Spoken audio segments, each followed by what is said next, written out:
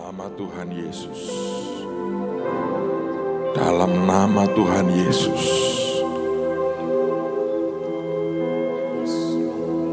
Selubungi kami dengan hadirat-Mu Tuhan. Selubungi kami dengan hadirat-Mu. Kianata shikini keteko shikiarana. Nisonto korosha kiamikato shikini keneko. Nirehete shikiara mahatako shonto koroshikane mataka. Nahara hashone mekati kiambola taki neketekana. Kemehere heshi garemato hoshikene karamatakanamu. Nehirandashi naramahato koshoko namati kiarana malato. Santa kaye ne kaye mata kono shani kianarane teshi. Matahari na mashike nekete koshi kiarana makono. Nikireheshi kare matahaye ne mehete goriona masanta. Sike mahaye ne maria tahasokoro. Kiarahare nasike ne matasona ramatako. Kianahasi nametare narakoyora hatakeni. Kanahaye neme narorahane. Sorahai bahana ruluyorahai. Kami ratikaya nahalanamu. Kiana hasore neme kiane reme naraha. Sinirana mahayarano. Sinarahamona taka. Koroshi kare matako. Kiarahane sine kemetako sanara. Nihirana sotoko sikine meteka. Kiarahana rahaso korosine keteke namato korono. Maya hene tekoi.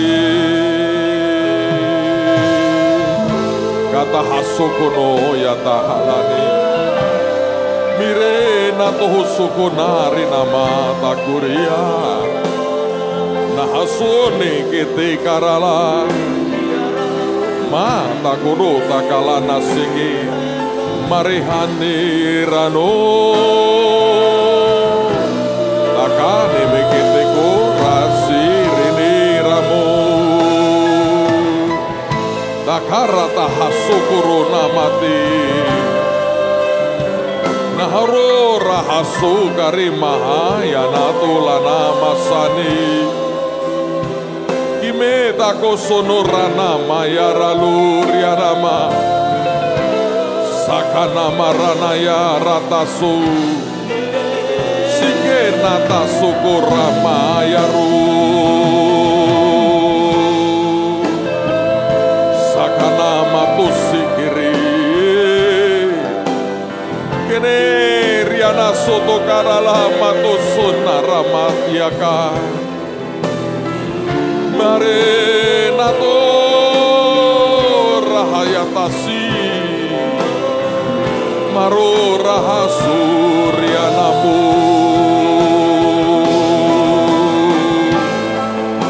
Sikata hasikarita larita kura. Marota halo sikene kato sanurana mate anahasaka. Marora nasi kata hati kata kurabaya. Samuhura nama hasi. Yarata kurusina ramata kalamata sani. Murusi mayara kahasur ya matakana neheta kurasu kamita kalana sandura namayala mata sakuruse ranura tasikiri yara hasikiri takayara lara takunara mata kaini ya sikanalo ya mare de shikina kato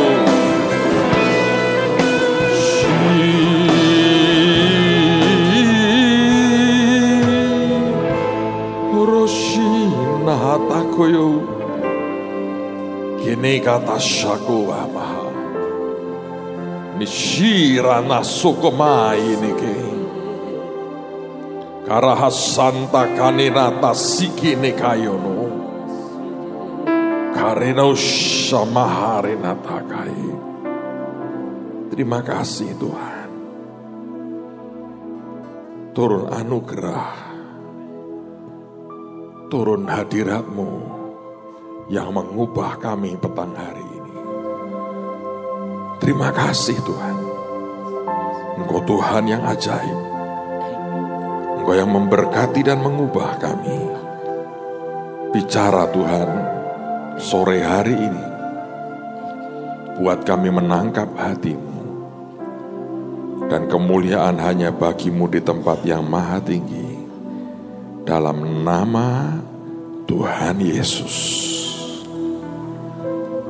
Yang siap diberkati berkata, amen. Silakan duduk dalam hadirat Tuhan. Saudara, seperti minggu yang lalu, nanti selesai ibadah, apa yang nanti Tuhan sampaikan, kalau itu bicara dalam hidupmu, dan Anda ingin mengalami akan sebuah breakthrough, tolong Anda tinggal sebentar, segera diberesi, pulang dan jadi orang yang merdeka.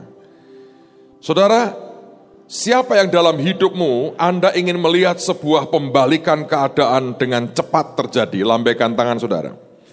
Apa yang hari ini Tuhan taruh di hati saya untuk disampaikan kepada saudara, saya berdoa Anda merespon dengan benar.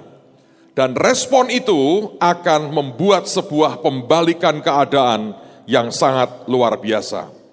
Nah sekarang mari kita lihat Ayub pasal yang pertama. Kita akan membaca seluruh pasal pertama dan pasal yang kedua. Di rumah tolong Anda baca seluruh pasal, karena ini kisah yang luar biasa. Oke, sekarang kita lihat Ayub pasal yang pertama. Mulai ayat yang pertama saya akan bacakan, lalu sambung dengan pasal yang kedua. Ada seorang laki-laki di tanah Uz bernama Ayub. Orang itu saleh dan jujur. Ia takut akan Allah dan menjauhi kejahatan. Ia mendapat 7 anak laki-laki dan 3 anak perempuan. Ia memiliki 7.000 ekor kambing domba, 3.000 ekor unta, 500 pasang lembu, 500 keledai betina, dan budak-budak dalam jumlah yang sangat besar, sehingga orang itu adalah yang terkaya dari semua orang di sebelah timur. Anak-anaknya yang lelaki biasa mengadakan pesta di rumah mereka masing-masing menurut giliran, dan ketika saudara perempuan mereka diundang untuk makan dan minum bersama-sama mereka. Setiap kali apabila hari-hari pesta telah berlalu, Ayub memanggil mereka dan menguduskan mereka.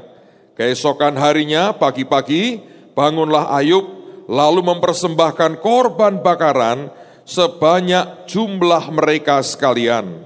Sebab pikirnya, mungkin anak-anakku sudah berbuat dosa dan telah mengutuki Allah di dalam hati. Demikianlah dilakukan Ayub senantiasa. Pada suatu hari datanglah anak-anak Allah menghadap Tuhan, dan di antara mereka datanglah juga iblis. Maka bertanyalah Tuhan kepada iblis, "Dari mana engkau?" Lalu jawab iblis kepada Tuhan, "Dari perjalanan mengelilingi dan menjelajah bumi." Lalu bertanyalah Tuhan kepada iblis, "Apakah engkau memperhatikan hambaku Ayub? Sebab tiada seorang pun di bumi seperti dia, yang demikian saleh dan jujur, yang takut akan Allah dan menjauhi kejahatan. Lalu jawab iblis kepada Tuhan, apakah dengan tidak mendapat apa-apa Ayub takut akan Allah?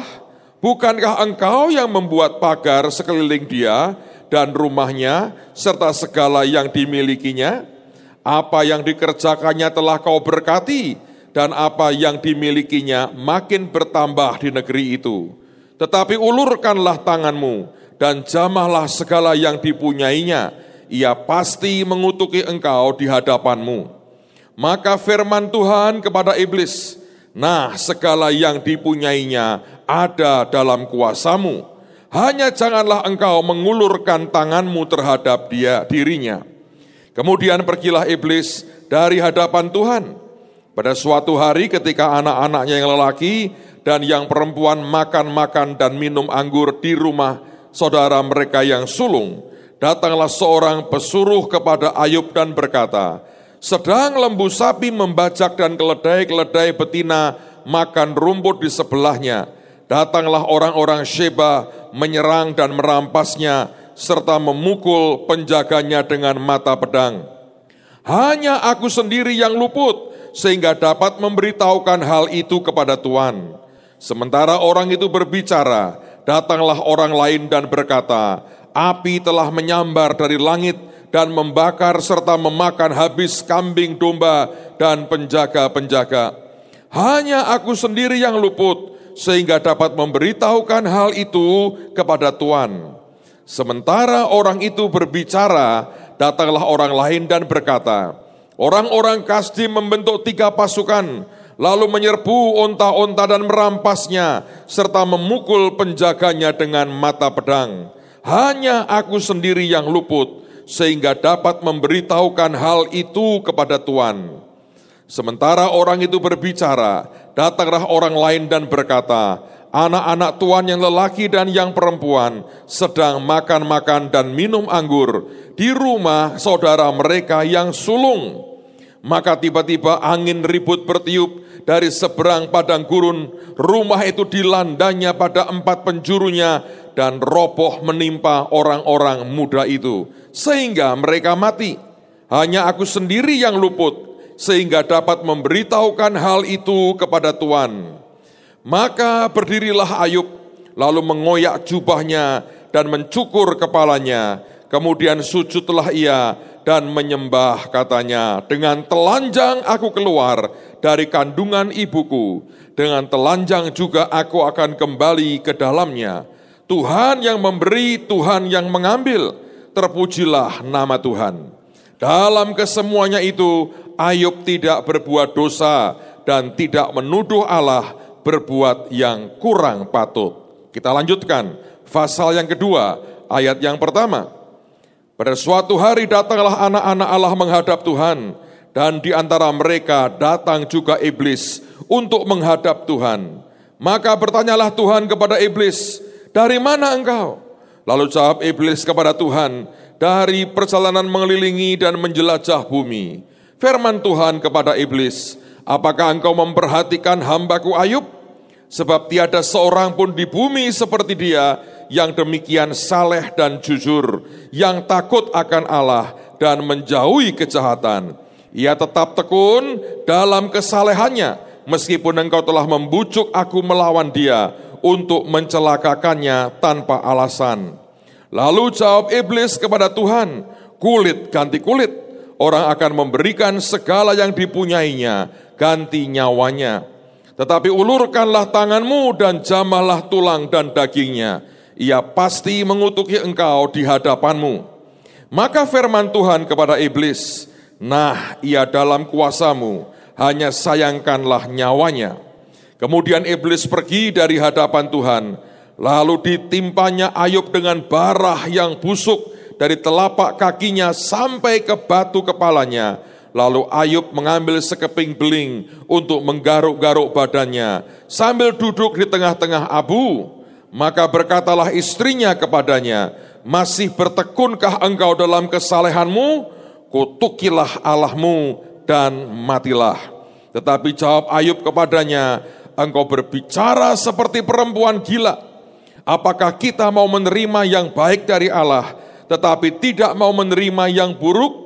Dalam kesemuanya itu, Ayub tidak berbuat dosa dengan bibirnya. Ketika sahabat Ayub mendengar kabar tentang segala malapetaka yang menimpa dia, maka datanglah mereka dari tempatnya masing-masing, yakni Elifas orang Teman dan Bildad orang Suah, serta Sofar orang Naama. Mereka bersepakat untuk mengucapkan bela sungkawa kepadanya dan menghibur dia. Ketika mereka memandang dari jauh, mereka tidak mengenalnya lagi. Lalu menangislah mereka dengan suara nyaring. Mereka mengoyak jubahnya dan menaburkan debu di kepala terhadap langit. Lalu mereka duduk bersama-sama dia di tanah selama 7 hari 7 malam. Seorang pun tidak mengucapkan sepatah kata kepadanya, karena mereka melihat bahwa sangat berat penderitaannya. Sampai di sini. Saudara sekalian, ada 3 poin yang Tuhan taruh di hati saya untuk saya sampaikan kepada saudara. Hari ini kita bicara tentang buka pintu penjaramu. Apa maksudnya? Nanti kita akan sampai kepada tema kita pada malam hari ini. Yang pertama, kalau Anda memperhatikan dari 2 pasal pertama dari kitab Ayub, nah sebelum lebih jauh, kitab Ayub merupakan kitab yang paling tua dari seluruh kitab yang ada pada Alkitab kita. Jadi semua orang berkata, para ahli mengatakan, ini merupakan kitab yang paling tua. Nah kalau kita mempelajari kitab yang paling tua, maka kita melihat bahwa ini sebuah pelajaran yang sangat penting buat kehidupan kita. Nah, apa yang kita mau pelajari? Hari ini 3 hal saya mau sampaikan demi kasih Tuhan. Yang pertama, kalau Anda membaca akan 2 pasal pertama dari kitab Ayub, maka saudara akan menjumpai bahwa ada 1 kata yang diulang sampai 4 kali.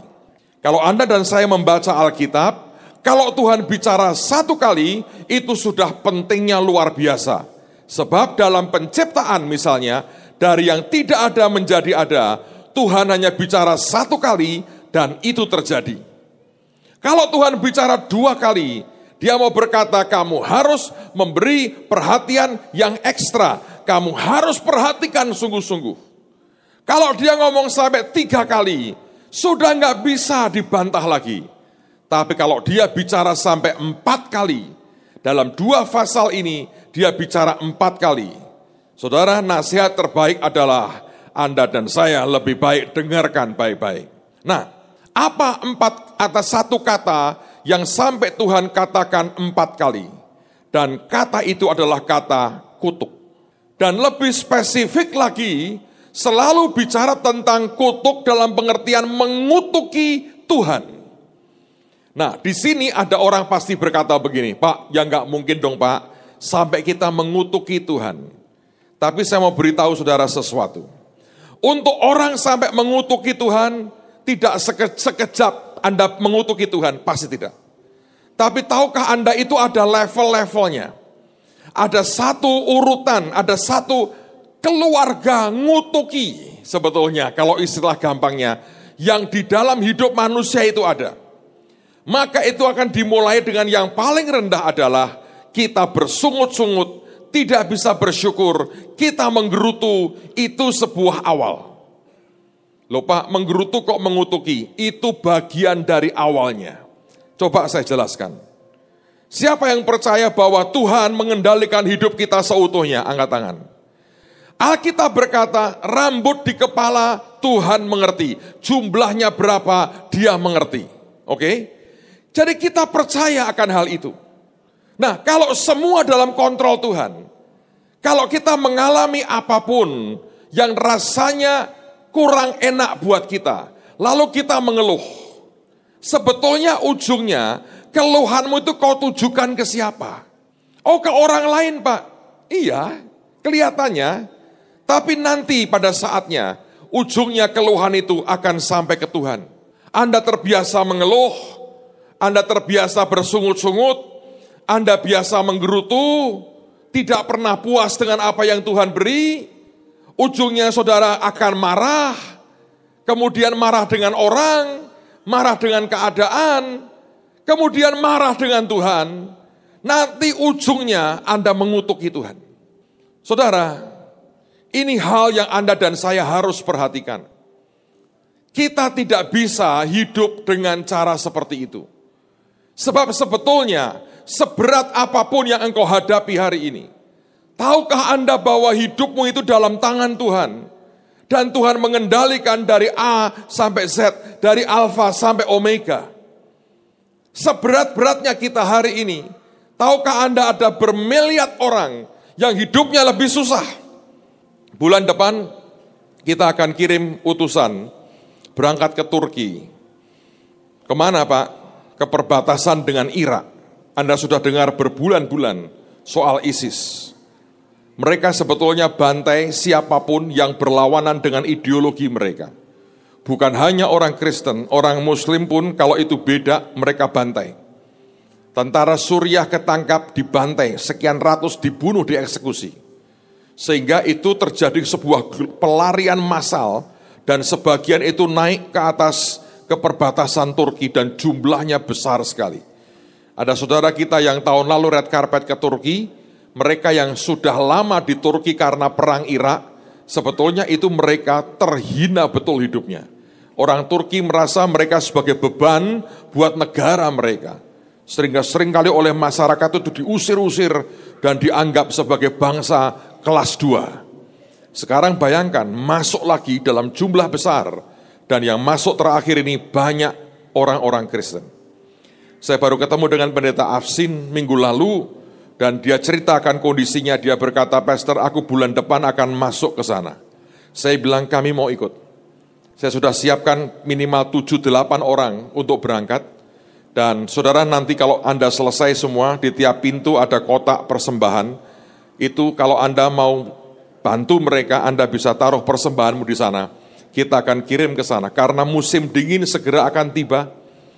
Selimut hampir tidak ada, bantuan sangat minim sekali. Dan jumlahnya sangat besar. Coba bayangkan, mereka tidak pernah ngerti suami mereka di mana, istri di mana, anak di mana. Nyebar semua.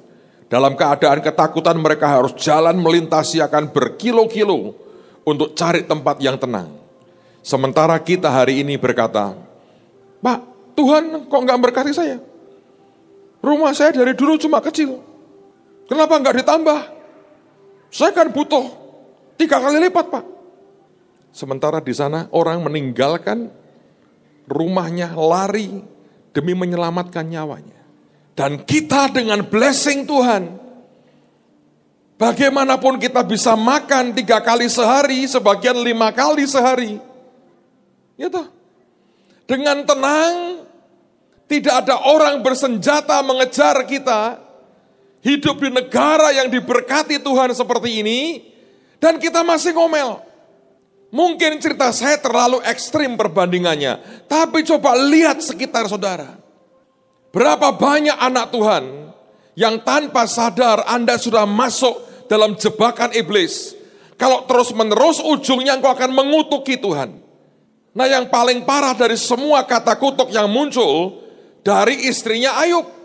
Melihat akan suaminya begitu, dulu konglomerat paling hebat di timur, tiba-tiba habis dan boroan begitu.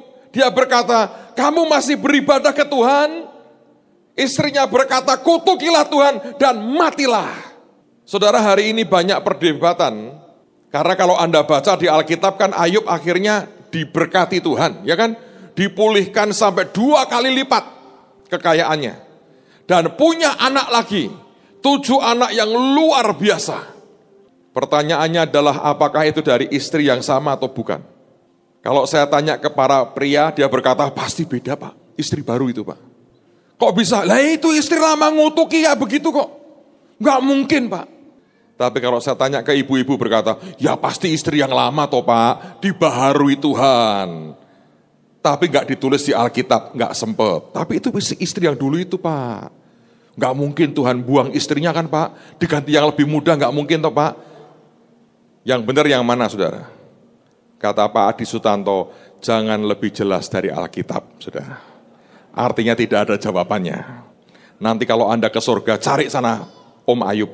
Om, dulu bojomu itu yang mana sebetulnya yang punya anak-anak kedua? Nah, nanti Anda dapat jawabannya setelah bertemu dengan Om Ayub. Well anyway, sekali lagi saya berkata, hidup kita ini dalam kendali Tuhan. Jangan mulai dengan membiasakan diri bersungut-sungut. Belajar bersyukur dengan semua yang terjadi walaupun kelihatannya tidak enak. Saya dapat cerita menarik dari seseorang. Saya mau cerita buat saudara. Ada seorang anak raja atau anak presiden lah, yang gemar berburu dan dia di Afrika tinggalnya. Dia ditemani oleh seorang sahabat dan sahabatnya ini bernama Bono. Kalau mereka berburu biasanya mereka hanya pergi berdua. Karena anak raja ini seorang petualang sejati. Dan dia punya sahabat namanya Bono yang kemana-mana menyertai. Suatu hari, karena ini merupakan kebiasaan, Bono itu melihat semuanya itu serba baik. Apapun yang terjadi dia berkata, itu baik. Apapun yang terjadi dia berkata, itu baik. Suatu hari Bono ini buat sebuah kesalahan. Tanpa sengaja dia menarik pelatuk daripada senapan berburu, dan itu kena ke salah satu jari daripada anak raja ini. Bam! Dan jarinya putus satu. Hancur malah. Dan waktu melihat itu, dan jari daripada anak raja ini berdarah, Bono berkata, itu baik. Marah anak raja ini.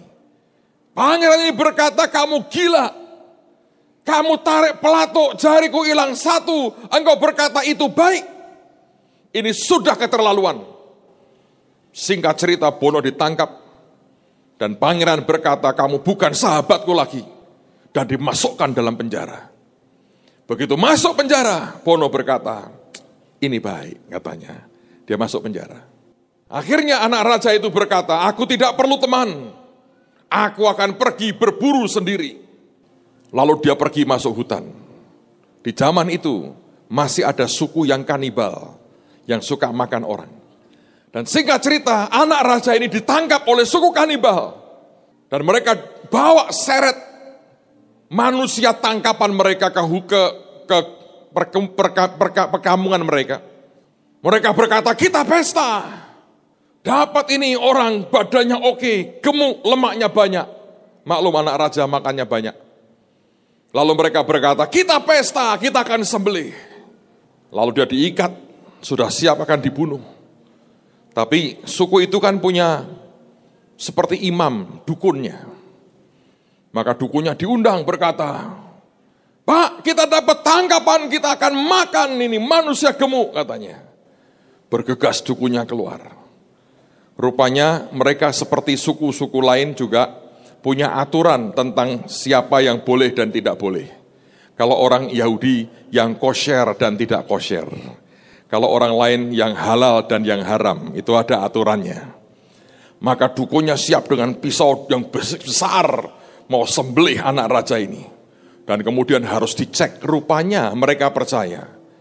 Makanan kalau itu manusia harus sempurna, utuh, tidak boleh cacat. Ketika dilihat dari rambut semua oke, sampai ke tangan kaget. Jarinya yang satu cuma 4, saudara. Lalu dukunnya berkata, tidak tahir, tidak boleh. Najis orang ini. Lepaskan. Kumpul sama orang begini, najis. Usir. Dilepas, diusir, saudara. Wah, anak raja ini berkata, ternyata jariku hilang satu adalah keselamatan buat nyawaku. Bono, betul, itu baik katanya. Dikejarlah, balik dia ke kerajaan. Dia ke penjara, dia berkata, buka penjaranya. Dia peluk sahabatnya, dia berkata, terima kasih. Betul katamu ini baik katanya. Kenapa bisa begitu? Luar biasa. Harusnya aku sudah jadi empal di perut mereka. Aku mau dibunuh, aku mau dimakan. Kenapa kau masih hidup? Rupanya mereka punya aturan. Yang boleh dimakan itu manusia yang tidak ada cacatnya. Gara-gara kamu gak sengaja, ini hilang satu jariku. Aku dianggap tidak layak untuk dikorbankan dan mereka makan. Betul, itu baik katanya. Lalu Bono berkata, terima kasih juga.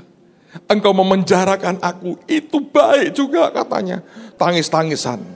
Anak rajanya bingung. Kamu di penjara kok baik itu gimana?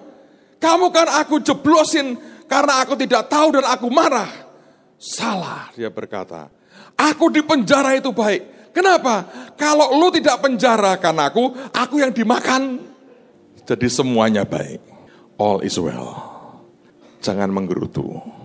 Semua baik. Yang percaya katakan amin. Jangan ngomel. Jangan bersungut-sungut. Belajar mengucap syukur. Jangan mengutuki Tuhan. Karena ujungnya setiap orang yang bersungut-sungut, seperti kata istrinya Ayub, kutukilah Tuhan dan matilah engkau.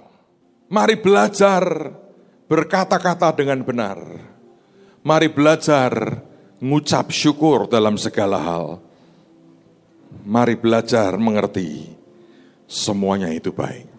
Dalam segala perkara, Allah turut bekerja untuk mendatangkan kebaikan bagi mereka yang mengasihi Dia, yaitu bagi mereka yang terpanggil sesuai dengan rencananya. Siapa yang mau berkata, all is well, lambaikan tangan saudara. Berhenti mengeluh, berhenti mengutuk, mengucap syukur. Amen. Nah, yang kedua, coba Anda perhatikan. Ini ada satu mekanisme yang ajaib sekali sebetulnya. Nanti di rumah Anda baca ulang ya, supaya saudara bisa ngerti betul akan cerita ini. Ada satu urutan yang Anda harus perhatikan di sini. Saudara, kalau Anda perhatikan, pada waktu iblis datang ke Tuhan, dan dia seperti minta izin untuk menjamah semua yang Ayub punya. Lalu kemudian Tuhan seperti berkata, okelah dia dalam tanganmu. Tidak otomatis dia bisa berbuat semaunya, tidak otomatis. Sebab perlindungan Tuhan terhadap Ayub itu ternyata ada mekanismenya. Ada tombolnya, ada sebabnya. Dan yang menyebabkan Ayub dalam proteksi Tuhan itulah yang sebetulnya harus disingkirkan dulu. Nah, apa sebetulnya? Kalau Anda membaca, tiap kali anak-anaknya lagi berpesta, maka Ayub selesai pesta, dia menyembelih hewan korban, darah tercurah, the blood tercurah. Lalu dia memberikan korban bakaran kepada Tuhan. Begitu darah tercurah, dia berikan korban bakaran ke Tuhan, maka proteksi Tuhan menudungi hidupnya.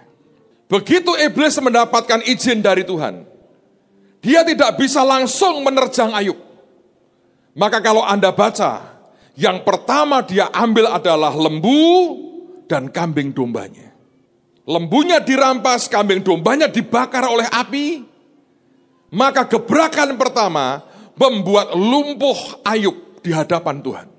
Karena semua hewan korban yang biasa untuk dia sembelih, darahnya tertumpah, dan kemudian dagingnya dibakar, dia sudah tidak punya lagi. Dan begitu dia tidak punya kuasa darah itu, dengan gampang dia dihabisi, saudara.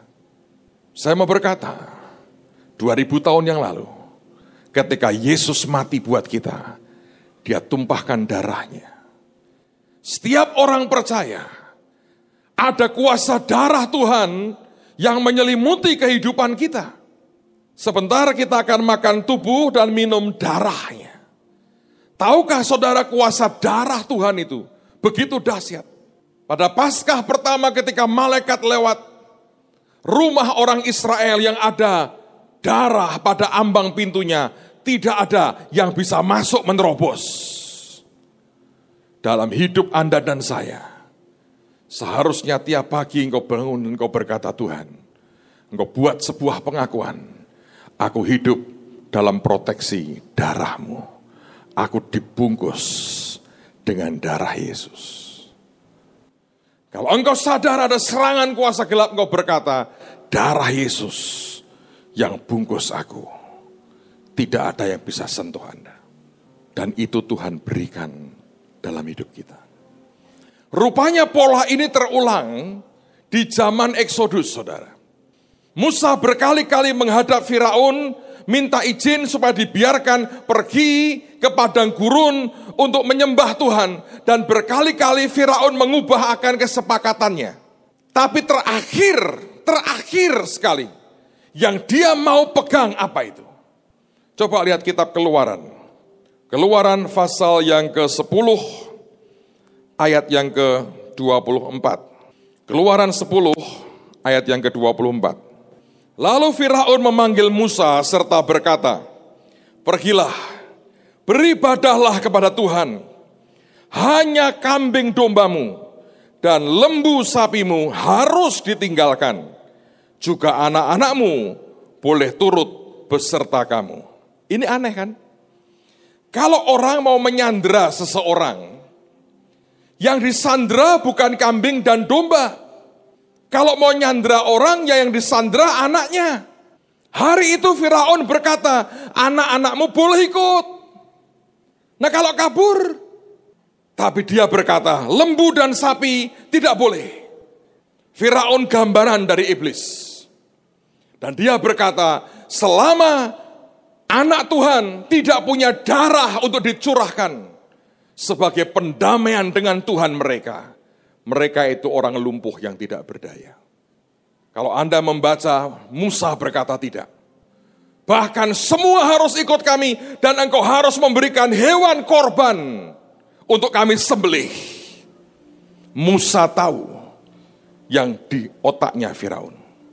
Bahwa kuasa anak-anak pilihan itu ada pada deblat, ada pada darah. Itulah sebabnya kalau Anda baca di Alkitab, sampai habis darah Yesus. Karena terakhir yang keluar adalah air. Makin hari saya makin sadar, kita harus terus hidup under the blood, di bawah proteksi darah Yesus. Dan saudara, tahukah apa yang kemudian terjadi? Ketika Tuhan memulihkan Ayub, apa yang terjadi? Sekarang mari kita lihat bagian terakhir dari kitab Ayub, di Ayub pasal yang ke-42. Ayub pasal 42 ayat 7 sampai dengan ayat yang ke-10.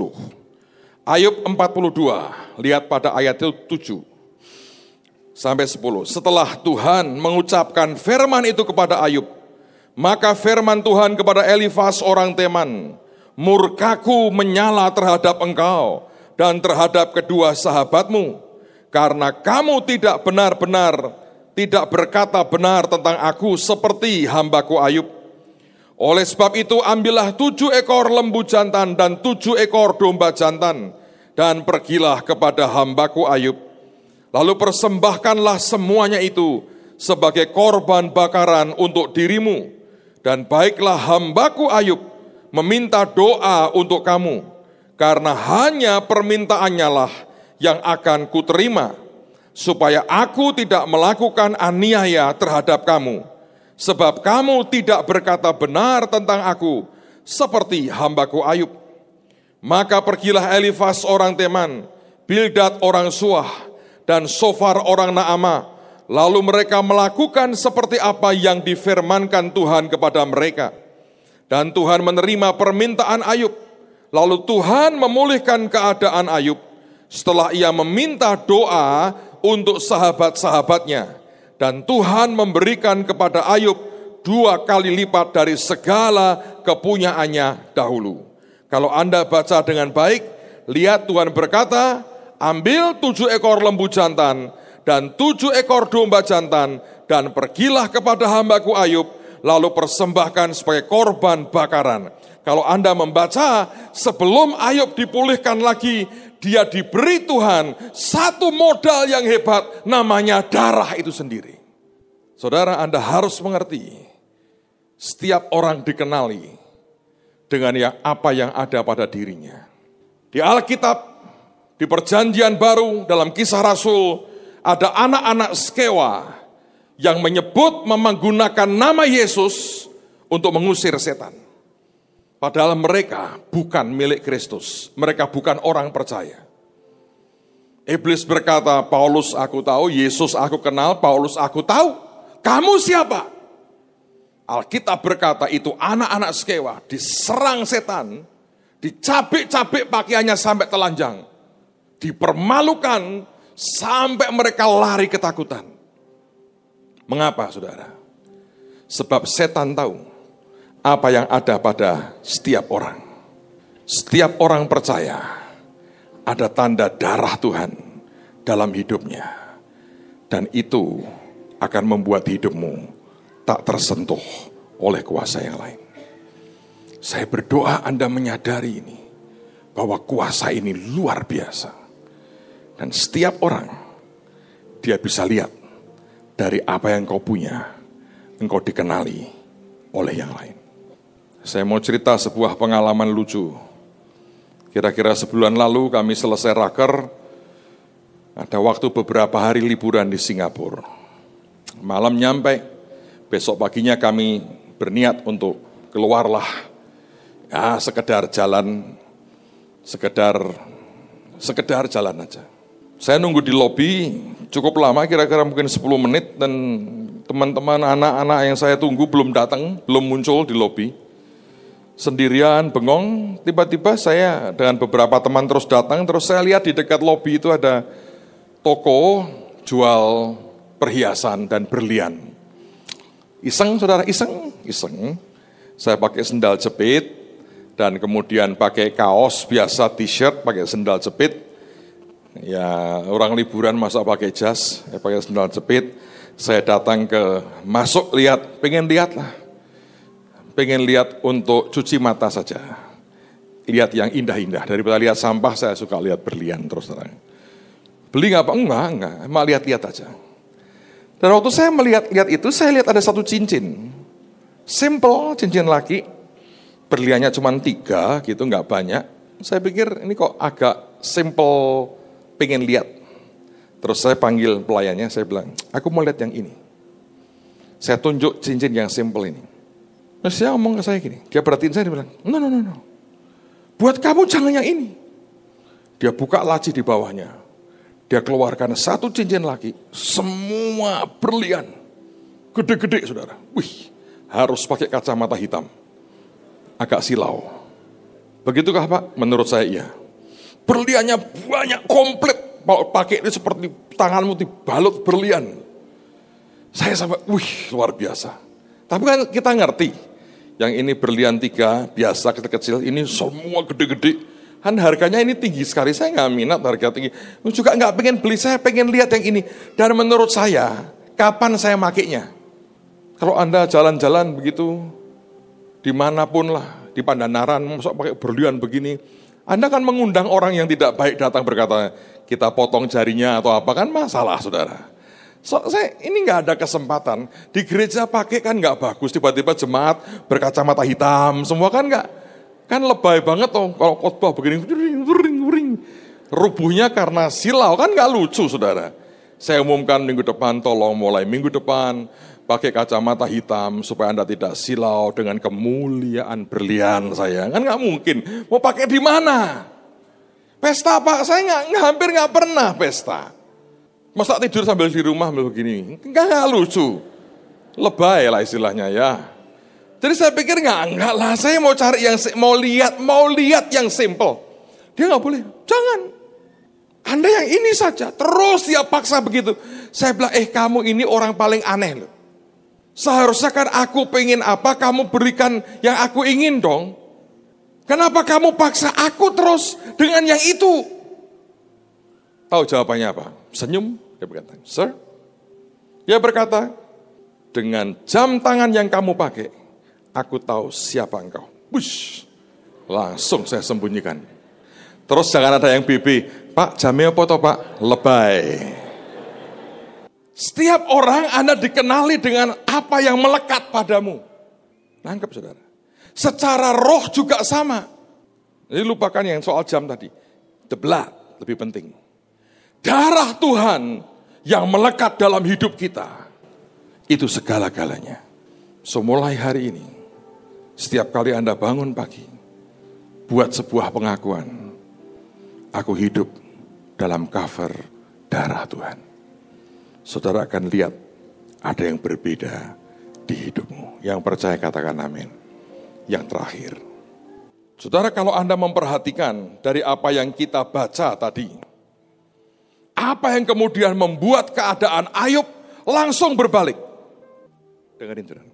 3 sahabat Ayub ini datang, pertama dengan tujuan untuk menyatakan bela sungkawa, tapi kalau Anda baca seterusnya, isinya cuma mengkritik dan menghakimi Ayub.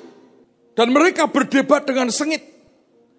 Di tengah-tengah penderitaan, mereka datang untuk berdebat.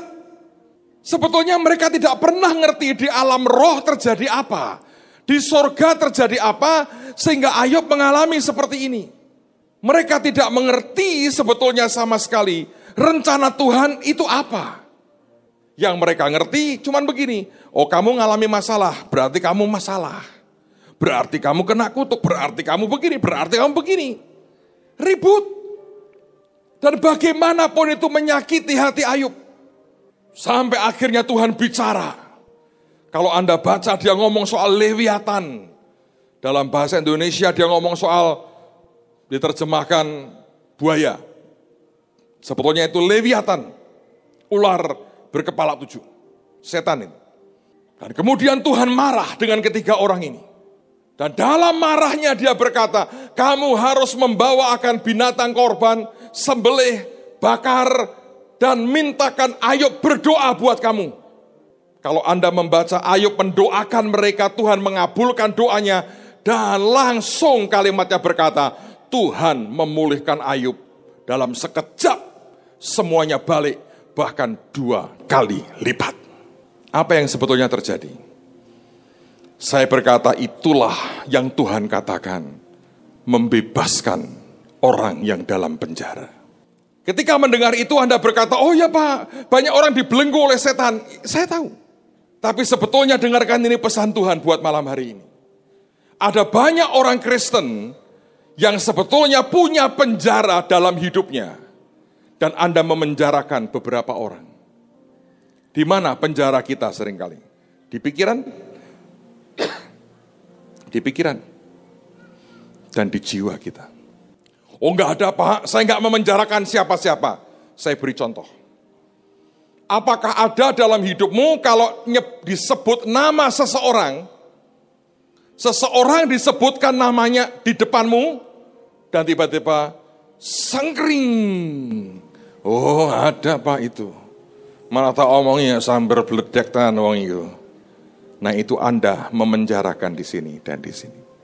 Pernahkah Anda ketika Anda ingat akan seseorang atau sebuah kejadian, tiba-tiba sakit sekali di dalam.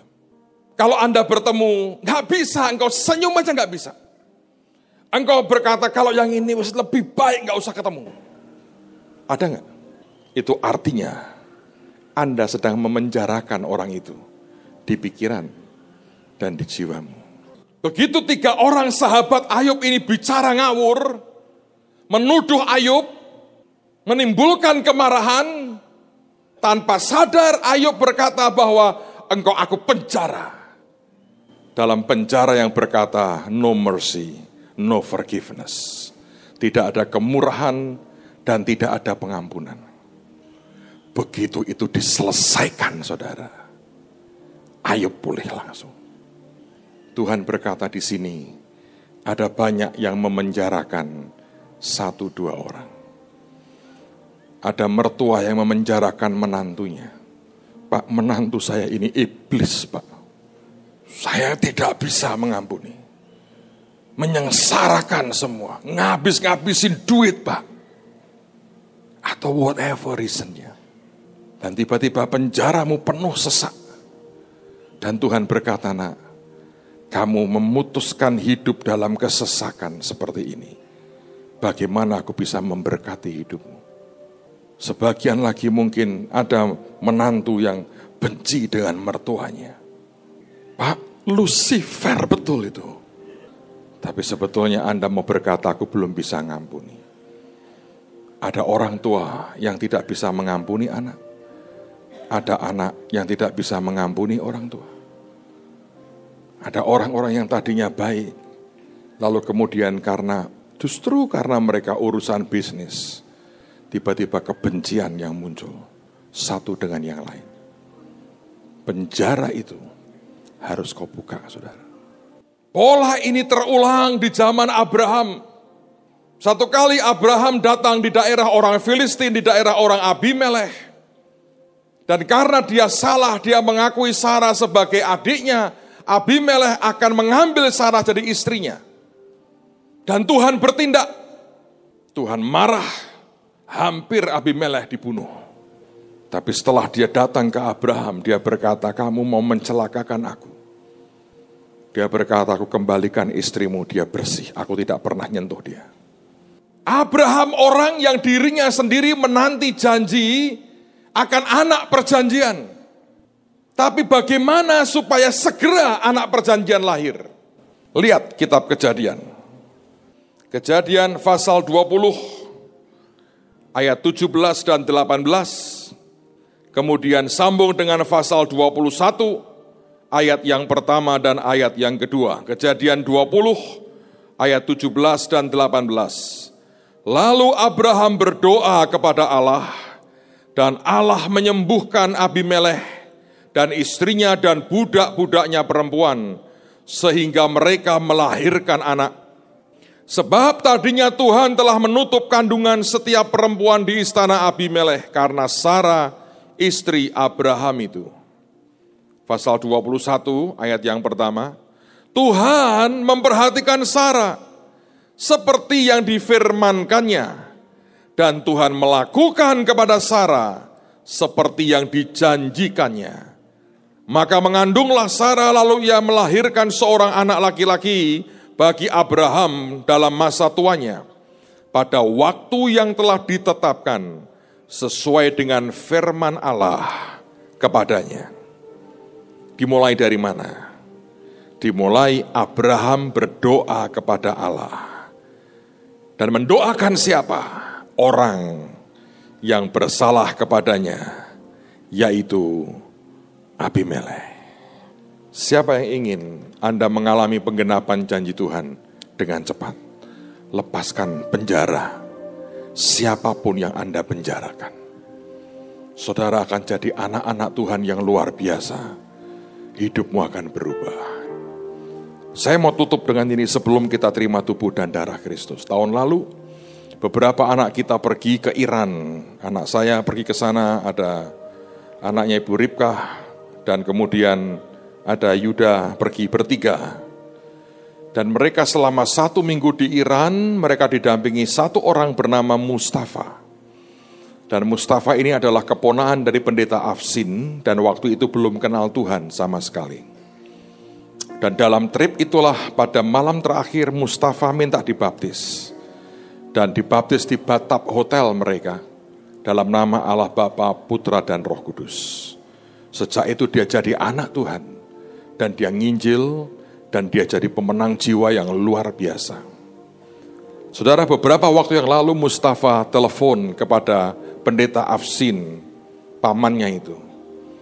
Dan dia berkata, "Uncle, aku baru keluar dari penjara selama 2 bulan. Rupanya dia nginjil dan ditangkap oleh pemerintah dan dimasukkan penjara. Dan dia berkata, aku selama 2 bulan disiksa dengan segala macam. Dan terakhir siksaan yang paling berat adalah aku dihajar dengan rotan oleh Algojo. Dia dengan seorang temannya, kedua tangannya diikat, dibuka bajunya, dan bagian belakangnya dihajar dengan rotan besar. Dan dia berkata begini, aneh sekali. Pada waktu aku dipukuli, aku nangis, bukan karena kesakitan, tapi aku nangis karena aku bisa berkata, Tuhan, terima kasih. Aku boleh menikmati akan kemuliaan dan kehormatan, menderita bagi namamu. Dan temannya juga yang sama. Mereka hanya nangis dan berkata, terima kasih Tuhan Yesus. Dan begitu selesai dilepas ikatannya, mereka peluk Algojo itu. Dia berkata, saudaraku, terima kasih. Kamu telah melakukan pekerjaanmu dengan sangat ajaib. Sehingga aku menikmati kemuliaan boleh menderita buat Tuhan. Bingung Algojo ini. Orang yang seharusnya marah dan benci dengan aku, dia bisa peluk. Punggungnya sudah berdarah, bisa peluk dan berkata terima kasih. Gak lama kemudian mereka bebaskan keduanya. Pada waktu mereka jalan keluar di penjara, Algojo itu mendampingi mereka. Dan dia berkata, Mustafa, tidak pernah aku lihat orang beriman seperti engkau. Dia bilang, mulai hari ini, aku mau ikut Tuhan Yesus, sama seperti kamu ikut Tuhan Yesus. Tidak ada yang lebih ajaib. Kalau sore ini, malam ini, ayo buka pintu penjara kita. Semua yang selama ini Anda pegang dalam ketidakmauanmu untuk mengampuni, let them go. Let it go. Biarkan pergi. Biarkan pergi. Dan sesuatu yang ajaib akan terjadi. Tuhan berkata kalau kalau Anda pergi menghadap untuk mempersembahkan ke Tuhan, ada sesuatu dengan saudaramu, beresi dulu. Pak, dia gak mau ngampuni, itu urusan dia. Bagian kita, lepaskan semua yang ada di penjara hati dan pikiran kita. Amen, saudara. Tutup Alkitabmu. Angkat tanganmu di hadapan Tuhan. Angkat tanganmu di hadapan Tuhan. The blood that Jesus shed for me. Sambil Anda berdoa di hadapan Tuhan. Way back at Calvary, the blood that gives me strength from day to day, it will never lose its power. The blood that Jesus shed for me.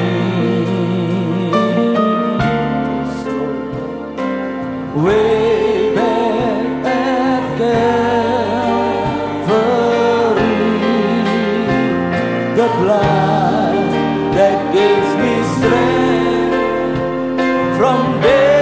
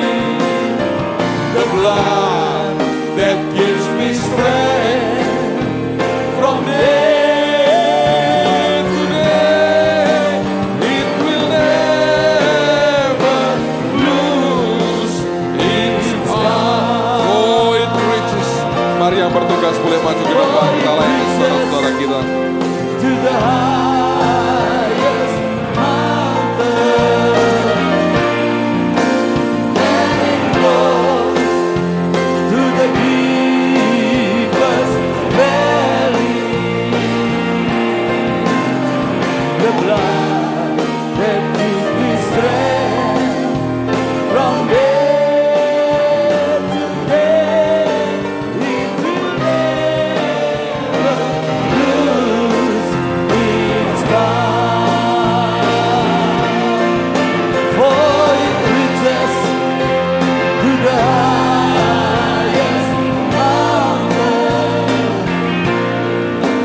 and it flows to the deepest valley. Your blood that gives me strength from day to day, it will never lose its power. The blood that Jesus shed for me, way back at Calvary. The blood that gives me strength from day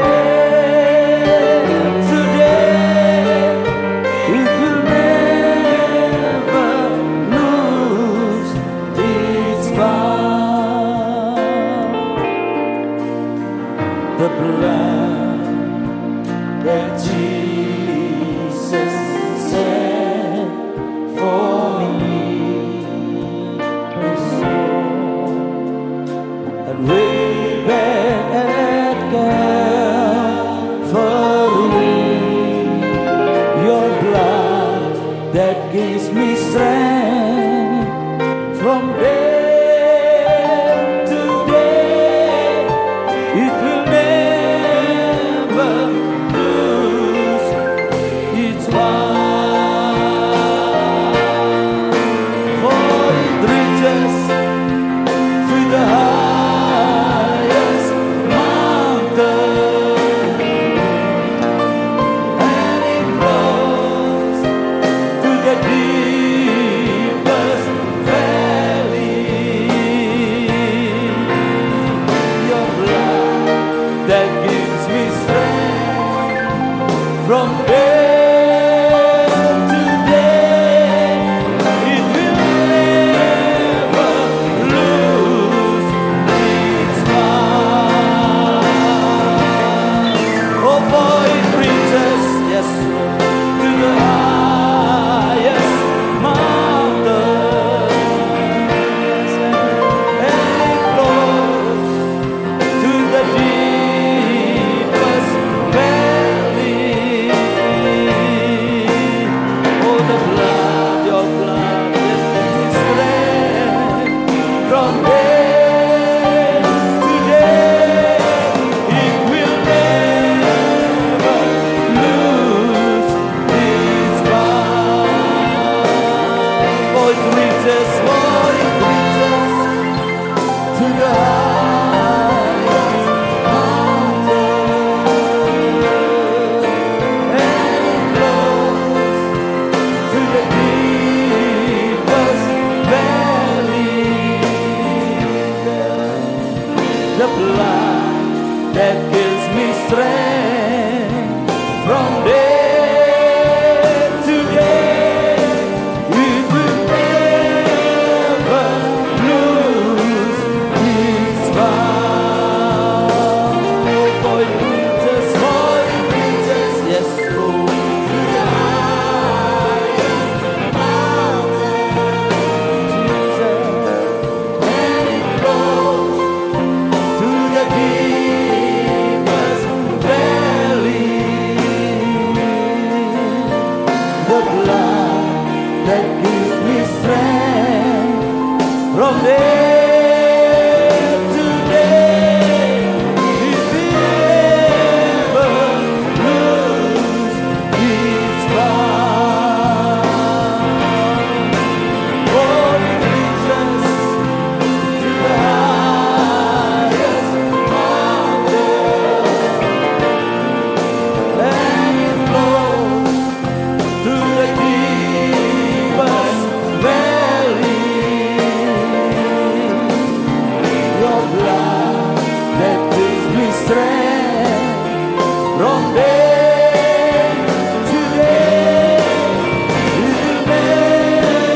kita berdiri bersama-sama.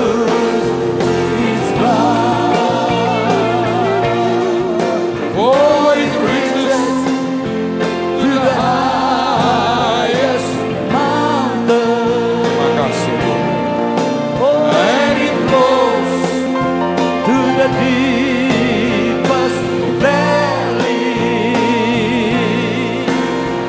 The blood that gives me strength from day to day. It will never lose its power. Apakah ada yang belum dilayani? Boleh lambaikan tangan. Kalau belum, sudah, mari angkat roti ini di hadapan Tuhan. Dan terima kasih buat tubuhmu yang telah dipecahkan buat kami Tuhan. Dan Engkau yang berkata, makanlah. Hari ini biar sungguh terjadi persekutuan dengan Engkau sendiri. Kami makan dengan iman dalam nama Tuhan Yesus. Mari angkat cawan darah Tuhan. Terima kasih untuk darah-Mu yang tercurah. Kehidupan-Mu Tuhan Kau beri. Ini meterai yang tertinggi, ini perjanjian baru yang paling ajaib. Kami terima darah-Mu. Hidup kami under the blood, di bawah darah. Kami minum dengan iman dalam nama Tuhan Yesus. Angkat tanganmu di hadapan Tuhan. Biar blessing yang terbaik turun. Biar anugerah yang paling ajaib turun dalam hidup kami. Menyelubungi kami. Menyelubungi hidup kami. Menyelubungi dengan kasih. Menyelubungi dengan berkat-Mu. Menyelubungi kami dengan anugerah-Mu. Dalam nama Tuhan Yesus. Dalam nama Tuhan Yesus. Dalam nama Tuhan Yesus. Terima kasih Tuhan. Terima kasih Tuhan. Terima kasih Tuhan. Dan malam ini kami mau bawa korban kami kepadamu. Terima penyembahan kami dengan harta kami. Kami kembalikan perpuluhan kami. Kami berikan syukur kami. Di dalam nama Tuhan Yesus. Yang terima dan siap lebih jauh lagi diberkati Tuhan berkata, amin. Saudara, selesai ibadah, kalau Anda tahu ada yang harus dilepaskan dari hidupmu, dari penjara hidupmu, tinggal beberapa menit, kita melayani saudara. Tadi pagi Tuhan kerja begitu banyak yang diberkati. Kita bawa korban, persembahan, persepuluhan, teman-teman yang streaming, yang ingin memberikan persembahan perpuluhan Anda lewat M-Banking, Anda bisa transfer di BCA 009 414 0583. Sekali lagi 009 414 0583. Dan begitu nanti Anda selesai, kalau Anda ingin memberkati para pengungsi yang di Turki dan sekitarnya yang kita akan layani, Anda bisa taruh di kotak persembahan yang di depan sebelum Anda meninggalkan akan tempat ini. Ingat, yang mau dilayani, selesai ini tinggal sebentar, dan mari biarkan roh Tuhan melepaskan kita. Come on, berikan yang terbaik buat Tuhan kita.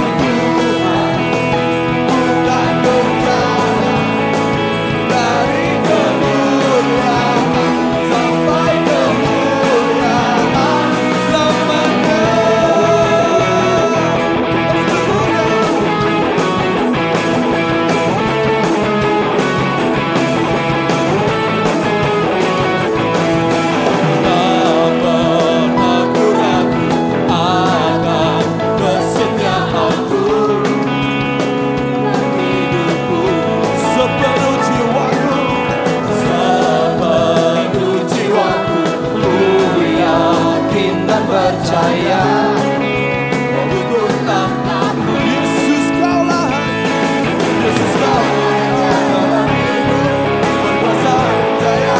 Yesus kaulah, Yesus kaulah Raja dalam hidup, berkuasa jaya untuk selamanya. Hanya Kau Tuhan, sumber kekuatan, kuasa-Mu tercurah. Mari saudara semua balik berdiri sama-sama.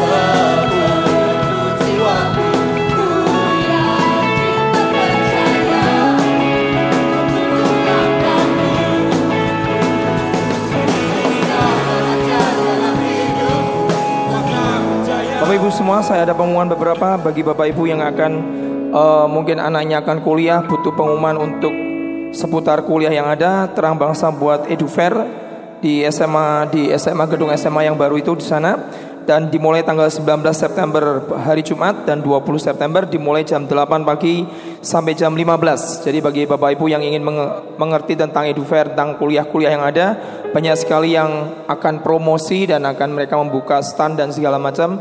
Bapak Ibu bisa bergabung tanggal 19 dan tanggal 20. Kemudian besok hari Sabtu akan ada wisuda TSOA dimulai jam 5 sore. Teman-teman TSOA Impact, teman-teman Impact akan wisuda besok Sabtu jam 5 sore sampai selesai, dan mereka sudah bersama-sama dengan kita hampir 6 bulan. Teman dari bangsa-bangsa sudah bersama-sama di kita hampir 6 bulan, dan mereka akan pulang ke negaranya masing-masing, akan jadi berkat yang luar biasa. Saya percaya apa yang sudah mereka terima di tempat ini, impartasi dan segala macam, akan jadi blessing yang luar biasa. Kalau saudara mendengar cerita tentang Mustafa, sangat luar biasa sekali. Saya percaya mereka 6 bulan bersama-sama dengan kita, dan mereka melihat banyak hal yang Tuhan kerjakan tengah-tengah kita, dan mereka akan jadi berkat yang luar biasa. Amin. Jadi saya percaya, mari kita, kalau Bapak Ibu ingin datang besok hari Sabtu jam 5 sore, mereka akan didoakan, diimpartasi dan segala macam, akan jadi blessing yang luar biasa. Setelah ibadah ini selesai, bagi Bapak Ibu yang ingin dilayani sekali lagi, termasuk yang mungkin minggu lalu beberapa teman sudah BB saya telepon saya berkata, bisa nggak minggu lalu saya nggak datang, saya dilayani pelepasan. Jadi kalau Bapak Ibu juga ingin dilayani pelepasan, malam hari ini bergabung dengan sama-sama dengan teman yang lain yang merasa dirinya masih ada penjara dalam hidupnya atau kutukan atau apapun juga, mari gabung. Saya akan layani bersama-sama dengan teman semua. Saya minta ketua MK, wakil rayon dan semua bisa bantu saya untuk mendoakan, termasuk para pendoa. Jadi anak-anak Impact juga saya minta juga tolong saya untuk membantu melayani teman-teman yang akan layani pelepasan. Kalau Bapak Ibu tidak pernah dilayani pelepasan, ada sesuatu yang mungkin mengganjal dalam hidupmu selama ini. Kenapa kok saya selalu usaha selalu gagal? Ada sesuatu yang sepertinya ngeblok. Bisa gabung. Apapun lah yang saudara rasakan selama ini, mungkin pertumbuhan rohani saudara merasa stuck, saudara tidak punya lagi api on fire lagi, mungkin ada sesuatu yang menghambat. Mari gabung dengan kami, kita akan layani bersama. Tadi pagi Tuhan kerja dengan luar biasa, minggu lalu juga Tuhan kerja dengan dahsyat sekali.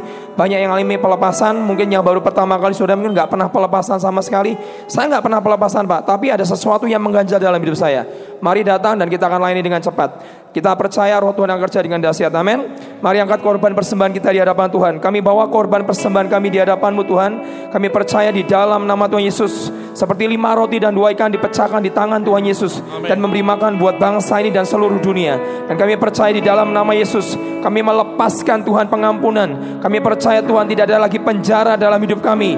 Kami percaya di dalam nama Yesus, firman-Mu berkata pada saat anak manusia datang, Dia memberikan kemerdekaan dalam hidup kami. Dan kami percaya Tuhan, firman yang kami kenal dan kebenaran yang kami ketahui itu yang akan memerdekakan kami. Dan firman-Mu berkata, kebenaran itu meninggikan derajat bangsa.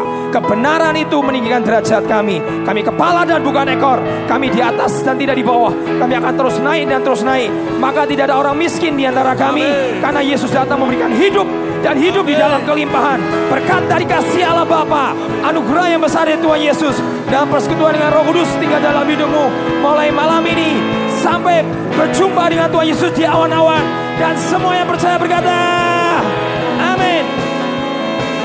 Denganmu Tuhan dan berjalan dari kemuliaan sampai kemuliaan selamanya.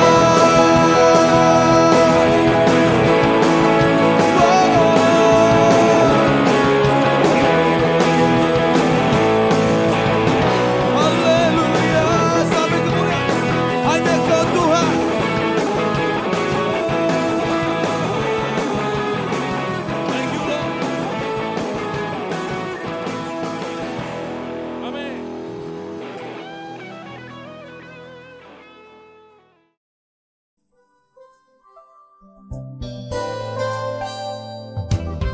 Anda diberkati dengan pemberitaan firman Tuhan? Dapatkan kaset, VCD, CD, MP3, dan buku-buku rohani dari hamba-hamba Tuhan, Evangelis Yusak Cipto, Pendeta Petrus Agung, Evangelis Iin Cipto, dan hamba-hamba Tuhan lainnya. Tersedia juga banner dan alat-alat tarian lainnya.